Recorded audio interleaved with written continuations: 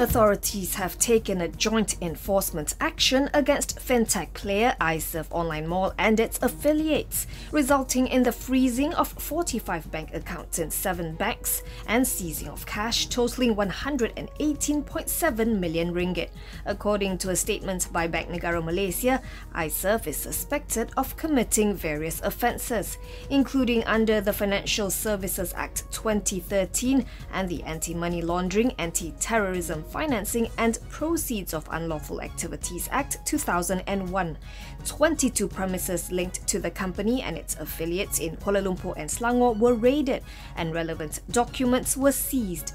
The National Anti-Financial Crime Centre coordinated the action with the Central Bank as the lead agency, along with the Securities Commission Malaysia, MACC, Police, Companies Commission of Malaysia and Cyber Security Malaysia. Bank Negara also advised members of the public that it is an offence for any person to accept deposits without a licence and issued a reminder to only place deposits and/or invest with licensed or registered parties. INUX'S online mall describes itself as starting out in 2001 by providing smart card solutions and software development before progressing to create kiosks for big names such as Eastman Kodak, Nokia and AirAsia. The company claims to have developed numerous mobile apps for conveniences such as bill payments and prepaid reloads before setting foot in the financial technology industry.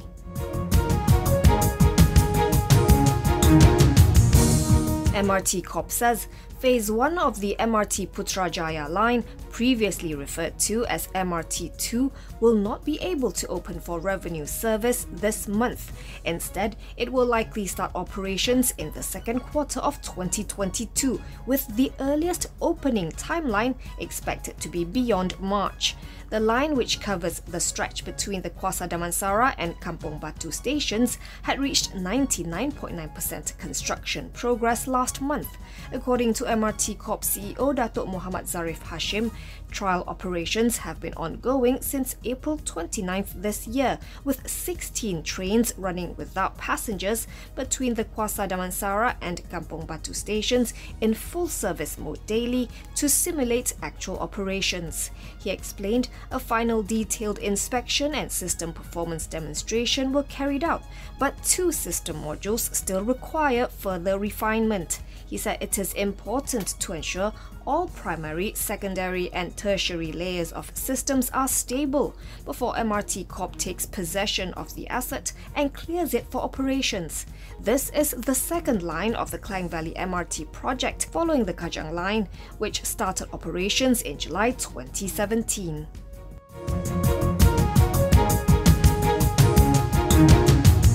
Post Malaysia says its third quarter FY21 net loss widened to 43.9 million ringgit year-on-year from 7.4 million ringgit, amid lower revenue and higher finance costs.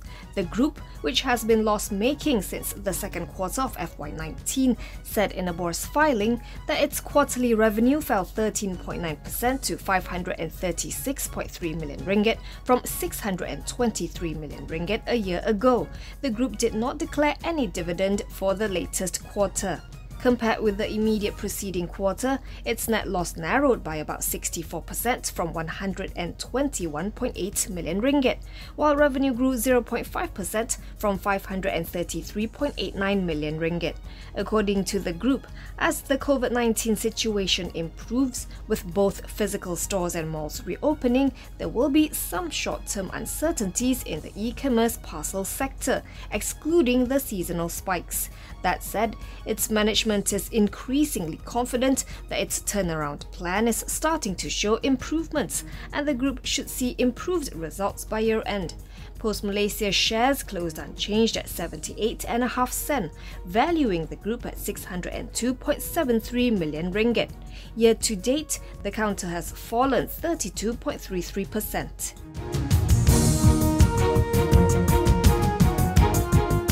A prosecution witness testified in the 1MDB Tenor trial today that Loh Teck Jo had instructed Datuk Sri NAJIB Razak not to talk too much at a meeting with 1MDB auditors KPMG. Former 1MDB CFO Azmi Tahir told the court that the meeting was held on December 15, 2013 at the then PM and Finance Minister's Langat Duta residence in Kuala Lumpur.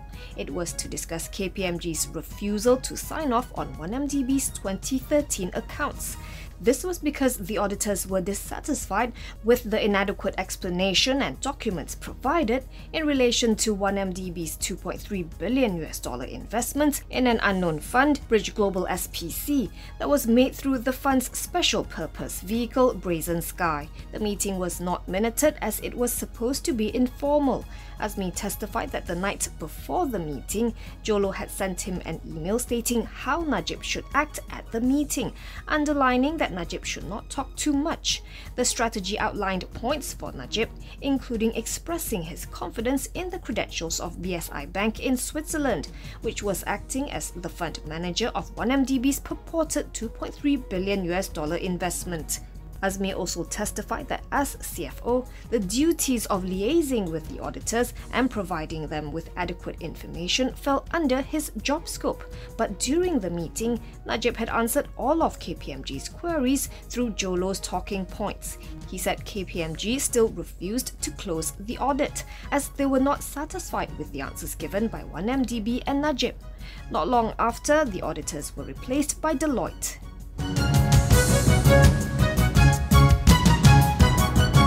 INUX'S Technologies Holdings says its share trade, which was suspended from Monday, will resume from 9 a.m. tomorrow, following the submission of its annual report for the financial year ended June 30th, 2021. To recap, INUX had uploaded the said report onto Bursa's website last Monday without the auditor's sign-off. It then retracted the report 3 days later. Yesterday, it clarified that it was under the impression from its auditor that it could submit its latest annual report without having the audited financial statements signed off. INUX had planned to upload the signed-off version by last Friday, but missed the deadline again as the auditor still had not signed off the statements as of then. Prior to its share trade suspension, INUX'S share price had ended trading at 9 cents last Friday. That gives it a market value of about 46.19 million ringgit.